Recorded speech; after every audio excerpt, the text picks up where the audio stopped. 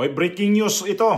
Ito hong nangyari ngayon sa may Davao City na may nakita ho ng mga Comelec paraparnalyas, no? Na ito yung nakita ngayon sa mga taga Davao na ito yung mga gamit ng Comelec ay iniwan lang ho to dyan sa may bahay daw na normal nga bahay na hindi talaga siya accredited dito sa mga Comelec. Ito ho yung dapat na designated area ng Comelec kung saan pwede nila ilagay ang itong mga klaseng mga gamit para sa eleksyon itong 2022. Itong May 2025. So, nakakabahala lang to. Napanood ko tong video na to na nandoon ho ito ngayon. Na kanina pa to, 10 hours ago ang video na to, pero nanood ko ng balita kanina sa balita sa atin, pero hindi ko naman to nakita na mayroon tong ganitong klaseng balita na hindi nilabas sa mainstream media. Sabi ko nga.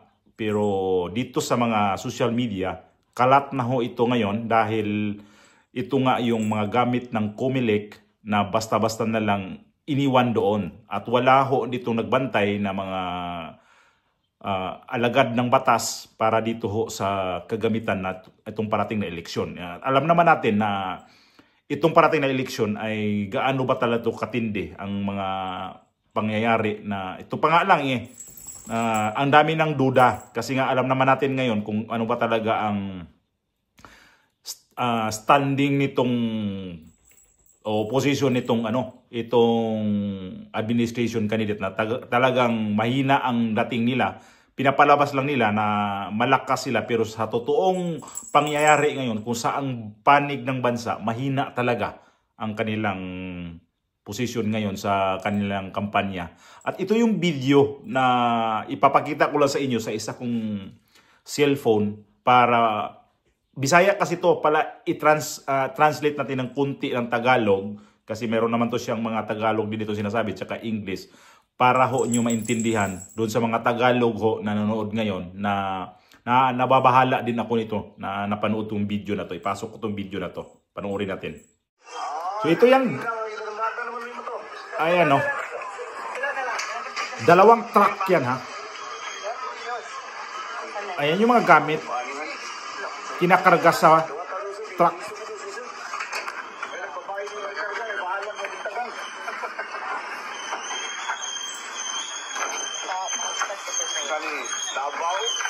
Brigada. Kita yung truck. Mao kaya tong signal feedback lang mo. Kung magsaba tong signal mga brigada kay giabrihan na ang usa ka wing van kay nagdiskarga po kinapay diri sa Davao del Norte, no. Again, mo ni ang tawag ani, kini ang solar panel and then Starlink devices. Mga brigada. So, iba na nila. So, ito 'yon. Ito yung laman nitong wing van na to na sinasabi nito ngayon na nag-video ay mga gamit ho ito ng internet na gagamitin sa eleksyon. Ito yung Starlink, itong solar panel nila at saka ito yung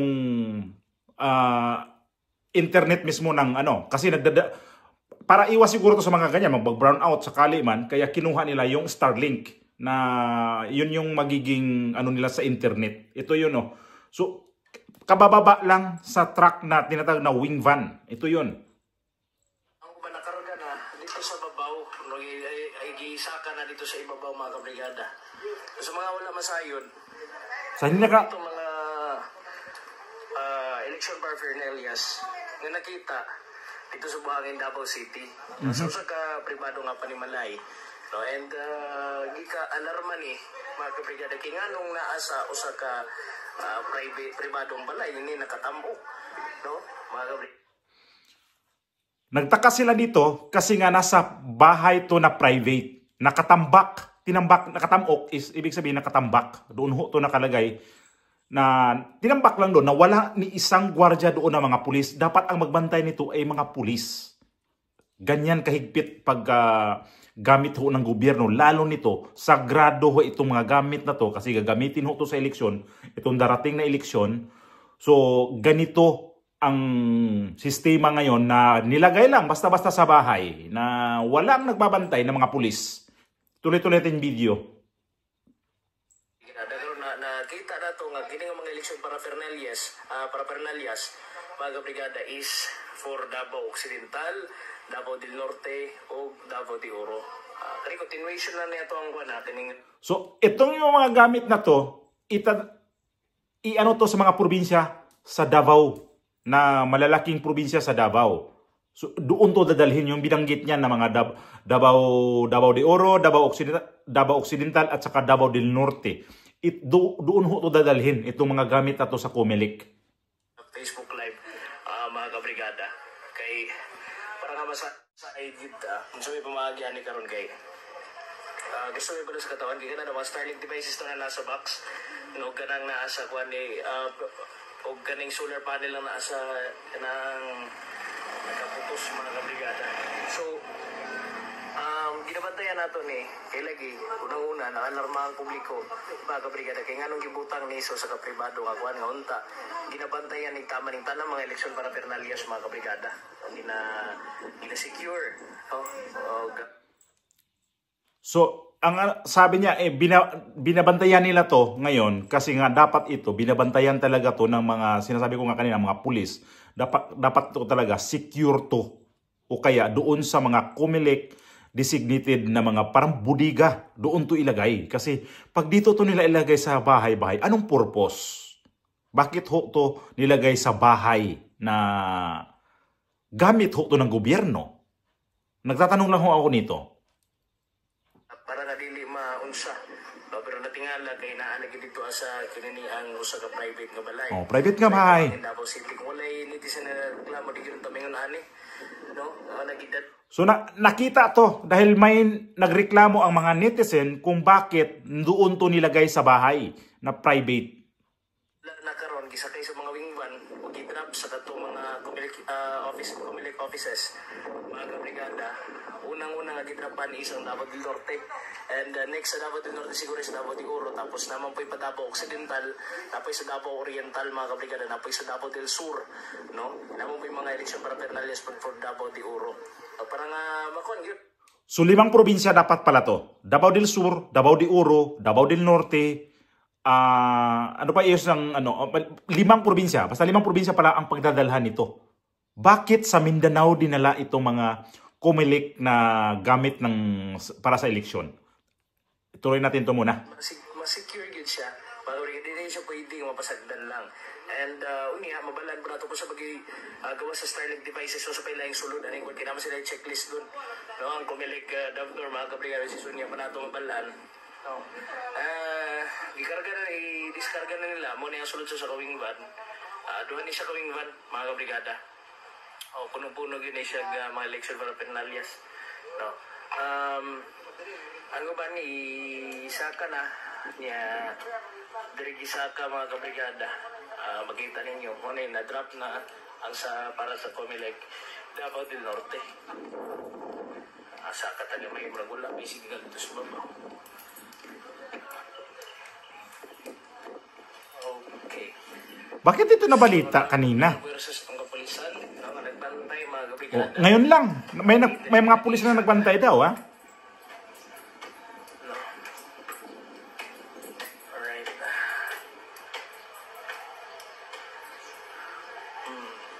Hindi niya sinabi kung ballot box ba ang laman o mga machine. Ang ano nito is parafernalyas lang ng mga yung mga internet paggagamitin. Oh, ayan, sa loob sa loob to. Yes po. Okay. Nakasalansa na doon. Mga kabrigada. Baba na tayo. Baba po na itong signal.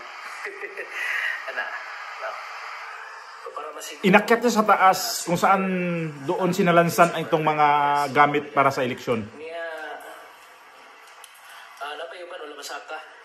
So ibig sabihin nito, mga gagamiting internet para sa eleksyon. Nasa Comelec office doon sa Davao del Norte for Davao del Norte ng mga eleksyon parafernalia. Okay. So man is ginaog pa. Kaya ilan ang i-arrange po daan, kaya lagi kaganina. Kung nakasubaybay mo,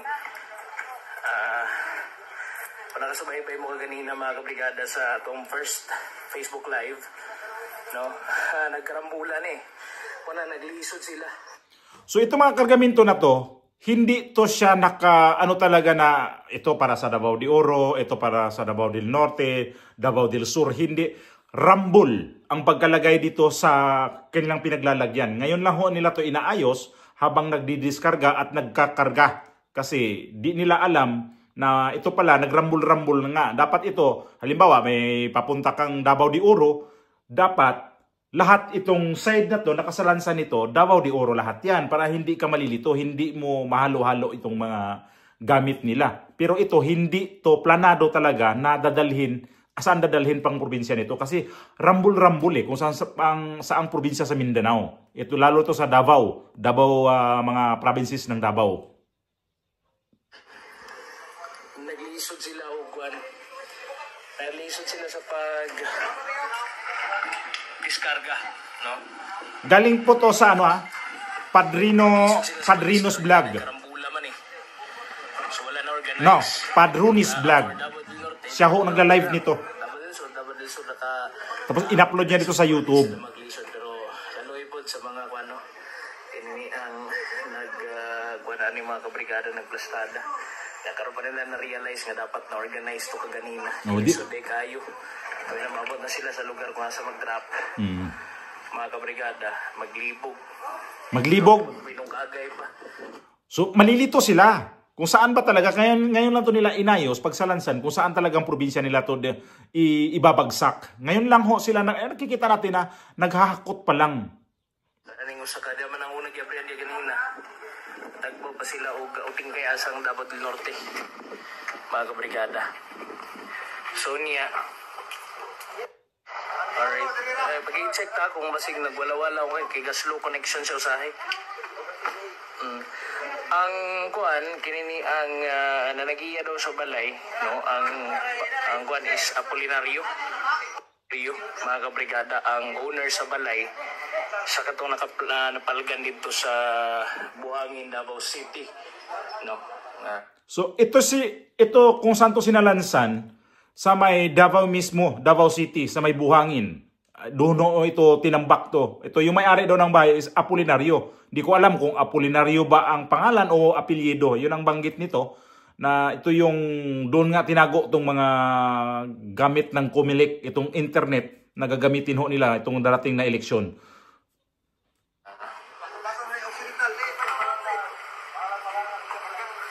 Muna nga dapat kuanon gyud siya. Anong naa dito niya ang nakakuan pa gyud, nakaapan pa gyud. Is wala ka balong barangay nga naday mga eleksyon para pernalias kibutang adto. Pati barangay, hindi to sinabi sa barangay na mayroon kaming iniwan diyan. Halimbawa, Comelec ang nagdala nito, hindi sinabi sa barangay na mayroon kaming iiwan dito o i-coordinate nila sa barangay ito na mayroon kaming iiwan diyan na mga gamit para sa eleksyon. At ang ano niya is para ma-coordinate itong barangay. Kaya lang hindi sinabi. So mayroong purpose. Mayroong purpose ang bakit ganito ang ginagawa nito? Unsa ba anay tabo mga kabrigada kay ang atong gikondre isang security niya mga kabrigada.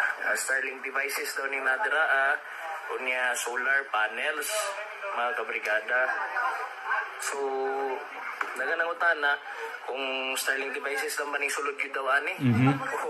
Sinapa daw laing sulod. So mo na ang kuano kinini ang tubagon. Mayroong nagtatanong daw kung ang laman-laman nito ng mga box na to na hinakot nito is equipment lang ba ng Starlink o mayroon pang mga laman na iba kasi duda nga baka mayroon pang iba nito. Mamaya kung anong plano ang Comelec nito o sinong may plano nito.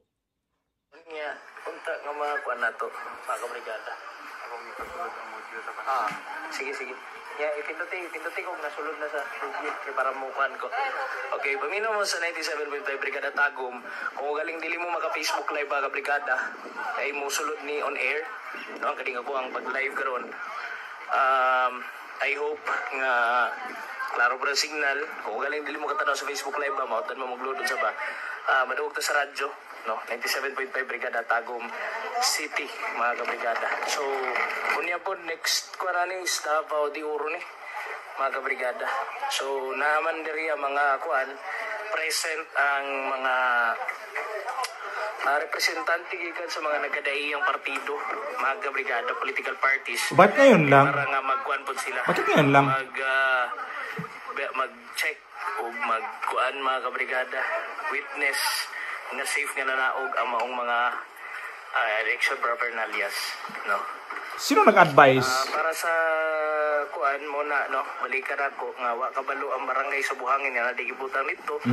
Sis dapat Hindi alam ng barangay ng Buhangin na nandoon tinambak na yung mga magbantay, no, o galing gibutang mga nila dito ang mga kabrigada. O dapat ay sa safe, secure nga lugar, no, para nga walay mahitabong nga unsa sa mga kabrigada kung naasag ato ang gikuan, no, kini ni gipanubayan no katong gilantaw gini kita po, no, watcher po ta, no, dili lang kay watcher ta in behalf sa mga tao, mga katawhan nga nanginaot nga mahimong patas o ginlo ang eleksyon gali gini buto ni mga kabrigada. So ang sabi niya sana patas at malinis ang eleksyon nito. Ito yung sinasabi nitong ng video nito. Kasi kahit naman ako, hindi talaga ko sigurado na ito yung darating na eleksyon is patas talaga at saka malinis ang ating eleksyon. Kasi nga, nabanggit ko na to nung sa bandang bungad pa lang naking video na itong kalaban ng PDP Laban ay mahina talaga. Hindi talaga to nila kaya na manalo sa pamamagitan lang ng butuhan lang. Kung hindi dayain to, talagang mahihirapan silang mananalo. Naka-alarma sa samot, labi na nga wala kabalo ang mga kuan. Ang barangay. Hindi daw alam ng barangay talaga. Wala nakabalo ang mga tawagani, wala nakabalo ang mga ang barangay mismo, no, wala sodi, wala nahatagan og kinini ang kuan. Wala nahatagan og information. Hindi na nabigyan ng walang instruction daw ang barangay. Dito sa area. Wala ba niyo wala may buto mga balita mga kabrigada dili ta maatdan dito og kuan pulis pero after nga nagkuan siya na baniog after nga ni kuan ni baniog dito na gi-deploy ng mga kapulisan dito sa maong balay mga kabrigada para nga magbantay. Unya nagpagawas sa pod og kuan kagahapon, no, ang Comelec National mga kabrigada nagpagawas sa pod siya og statement is pero ang Comelec Region 11 wa man masayon. Oh, gani ang Comelec. Walang koordinasyon. Masayon. Mga kabrigada. So kahapon daw naglabas ang Comelec National tungkol ho dito pero walang coordination ho dito sa may Comelec Region sa Davao na mayroon silang mga equipment nga na ilagay doon o itatago. So ang laking question mark nito, bakit ho to ginawa ng Comelec nito na walang makoordinasyon? Ultimo barangay na dapat ito unang-una nila kung saan to nila dadalhin. Bakit nila dito nila kino-coordinate sa barangay? Nakakatakot talaga to kasi hindi to normal na ginagawa pa ganitong gamit ng gobyerno kasi dapat ito talaga i-coordinate sa lahat. Hindi lang sa barangay at saka hanggang doon to sa mga bayan para mabantayan ng mga pulis. Oh, gani ang gumilig na gulong gani na wapon masayon. Mga kabrigada nga nadaingon ani. Karon na sila nakabalo nga wa ni baniog ko to balita. Pati brigada so morning nga karon pati Comelec daw din la alam na mayroon silang ganito. Imposible. Napaka-imposible para sa akin. Gikarga na siya sa kawing van o ipang-drop na siya sa mga Comelec offices kung nasa siya. Pero kung ano lang kabukang dabot. Ganito. Hindi nila alam bakit na mayroong mga gamit para sa eleksyon. Bakit ngayon sila kaagad-agad kinarga na to sa wing van, dadalhin na sa mga probinsya sa Davao, imposible nila alam to. kaagad-agad, wala silang koordinasyon nito na kailangan to, ikakarga namin to agad-agad. Hindi sila nakipag-coordinate nito sa national o kung saan sila man makipag-coordinate nito. Kayo nga magtanong nito kung kayo ba, halimbawa ikaw, kung sino yung nagbabantay dyan, kung sino yung in charge dyan.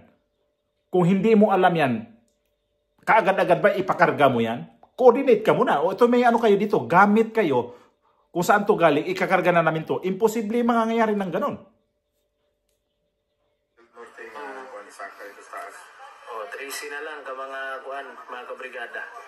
Ang giuting kay Driso sa kawingban na kay Tracy ka mga eleksyon para Pernalias. Ang 4W dito nag-isaka na lang. So nakita mo to ninyo ganina, no? Ang gigisaka naman tong uban, mga kabrigada, plaster na ganin. Niya, out na makaiskinabit na sa ila mga kabrigada kay para nga makuha nila to, no? Masure gina to. Kung sa babayilaing sulod, hinihiling nga mong box kay ang gisulti lang mga Starlink devices lang. So hanggang ngayon, di pa nga ito nabuksan. So gusto nilang malaman kung ano talaga ang laman ng box. Kasi ang sinabi lang nga lang daw ay equipment lang ng Starlink. Ang Starlink is ito yung internet. So gusto nilang malaman kung ano talaga pa ang naglalaman sa mga box. Kasi nagdadala to ng ano daw, mga solar plate o yung plaka solar para yun ang magkukuha ng internet.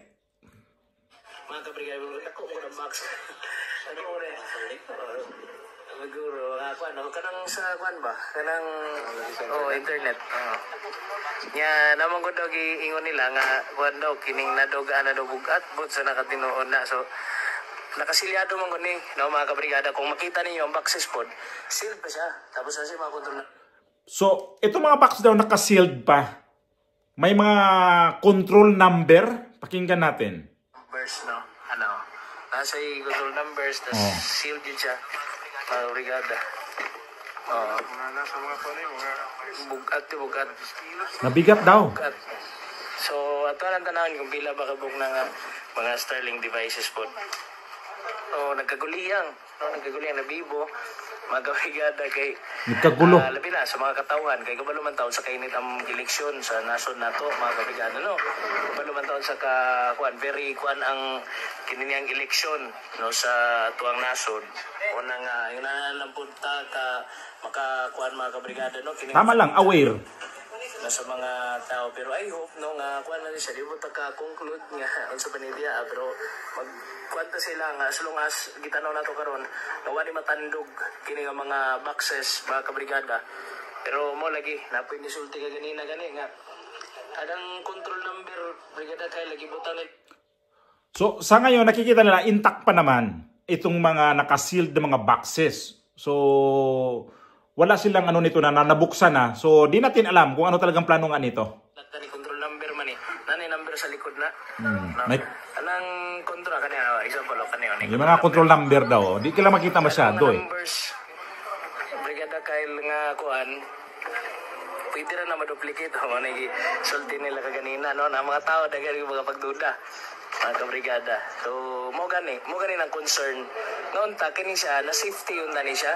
Si kuan yung secure dun na siya mga kabrigada, bisan pag-unsa nga kuan na siya, no? Safe unta na nga mabutang sa kinini ang lugar gyud na sakto nga lugar mga kabrigada.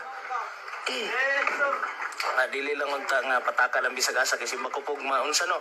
Igor ra ba kitabunan mga kabrigada gusto to? Taboran to mga tarpaulin or kuan.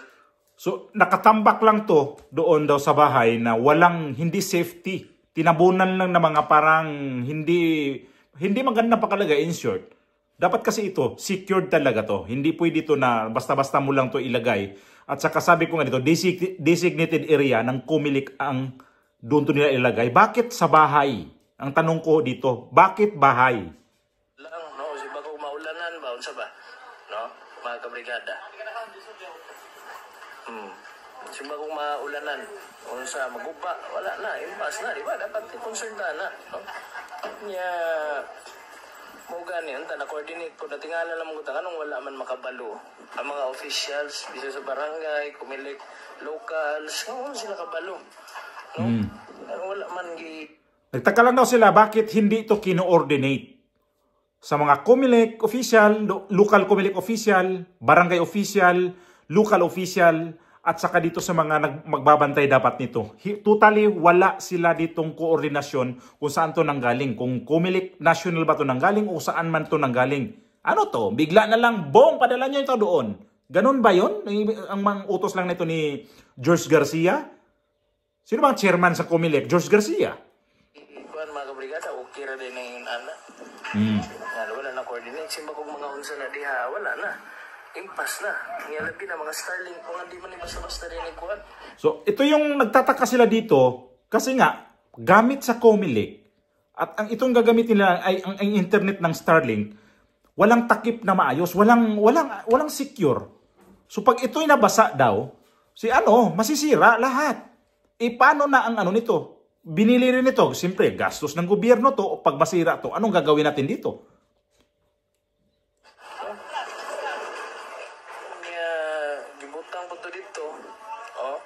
Siguro mga kuan na kaya may nakabantay nga mga kasilinganan no. Dikit-dikit ra mga balay dito. Mga kabrigada. So kung paano to halimbawa naulanan. Buti na lang ngayon summer sa Pilipinas, hindi tayo mangamba masyado ang ulan. Paano kung yung bahay na nilagyan nito ay magkaroon ng sunog? So bakit doon nga to nilagay? Kasi alam nyo, ito yun no. Dati kasi, ito yung lugar sa Maynila kung saan talaga, dati pa, yung mga ballot box na yung parang mga kaha ng lata, yung lata dati ng mga ballot box ng mga COMELEC, kahit walang eleksyon yan, yung budiga nila kasi, madadaanan ko yan dati kung saan sila tinatambak yung mga ballot boxes nila talaga, napakarami. So dadaan ako doon, may mga pulis yan. Mga nagbabantay doon. 24 hours yan. Binabantayan yan kahit hindi eleksyon, nandoon ho yan. Nakatambak lang ho yung mga ballot boxes ng COMELEC. Nagtaka ako dati, sabi ko, anong mayroon dito? Bakit maraming pulis o mga sundalo nagbabantay? Yun pala, sabi ko, pagdating ng eleksyon, doon nila pinupull out yung mga boxes. Pagkatapos ng eleksyon, doon nila ipapasok yung mga boxes. Kaya sabi ko, ito pala yung kasi wala nakalagay na budiga pala ng COMELEC yun. So, ito pa kaya, na parating na yung eleksyon, ito yung mangyayari, nilagay lang nila sa basta-basta doon. Anong mayroon talaga nito sa COMELEC? Ito yung video na napanood ko sa TikTok na dyan nila tinambak ang mga boxes na to. Ayan Mao ni ang balay idol kung asa gipang butang ang mga COMELEC election paraphernalias idol diri sa Dumanlas Buhangin. Ang pangutana idol, designated COMELEC areas ba ni o storage facility para diri ibutang ang kining mga gamit sa eleksyon idol? Uy, kay bulungan ka na. Kinsay nagtugot nga dapat sa secured warehouse ibutang ang mga gamit sa COMELEC pero nganong naadiri sa kabalay sa Dumanlas. Ginapaabot pa nato ang tubag sa Commission on Elections kay daghan kayo ang pwedeng mahitabo idol. It's either nga basig dulaon, tikason o kabuangan. Sagrado kayo ang boto nato idol. Tapos makita lang nato nga naadiri kay bulungan kana. So makikita natin ang lugar talaga na hindi talaga secure. Bahay lang, as in ordinaryong bahay, makikita natin doon sa Davao City, di natin maano talaga doon na may nagbabantay. Napaka-ordinaryong lugar. So anong mayroon dito sa COMELEC? Nagtatanong lang ako dito kasi nakikita ko na nga dito na ang itong COMELEC na mayroon na dito may nag-expose dito si Attorney Respicio, hindi nila ito pinakinggan na mayroong pwedeng mangyari na madadaya ang eleksyon through internet. Kasi itong dala ngayon ng mga tao na to, internet, Starlink internet. Nakuha nyo? Sa internet, pwede makuha ang dayaan. Pwede doon manipulate ang eleksyon sa pamamagitan ng internet. So itong mga internet pala ngayon na gagamitin ng COMELEC, ito yung Starlink. So bakit? Di nila kaagad-agad sa mga designated area na mga budiga sa COMELEC para mabantayan. Bakit sa bahay? At ang Davao ngayon, o Davao Region kasi ngayon, matunog talaga yan na hindi talaga susuporta sa kay Bongbong Marcos. Bakit nandoon to pinadala? So mag-isip tayo, maglaro ang isip natin, maglaro ang isip natin kung bakit Mindanao ang punteriya nito. Hindi natin alam basta sa Visayas kung ano pang nangyayari din ito ngayon. Ito nga, bigla na lang bumulaga na mayroon palang nangyayari na hindi maganda dyan, nakatambak lang. Buti nga lang may mga netizen nagrereklamo at na-expose to ngayon. So may malaking balak ang Comelec, itong gobyerno, na hindi maganda ang kahinatnan itong eleksyon na to. So bantay-bantay lang po tayo nito kasi nakikita ko na nga to umpisa pa lang na mukhang nakikita naman natin ngayon din ang mga kandidato ng alyansa, tranquilidad sa Espanyol pa, nasa nag-relax muna sila. Mindanao nga, di sila makasugod ng Mindanao at saka Visayas. Dapat ito pukpok na sila ngayon sa pagkampanya, Abril na. Pukpukan yan sa kampanya, pero ngayon, chill-chill lang sila. Hindi natin nakikita na nag-ikot talaga sa Visayas at Mindanao. Kaya bantayan natin itong nangyari ngayon. O ilabas ba to sa media? Ano kayang bukas, tingnan natin to sa media kung ano ang nito ni George Garcia. Maglabas ba siya ng statement nito? Maglabas ba ng press con? Maglabas ba ng press release? Tingnan natin to bukas.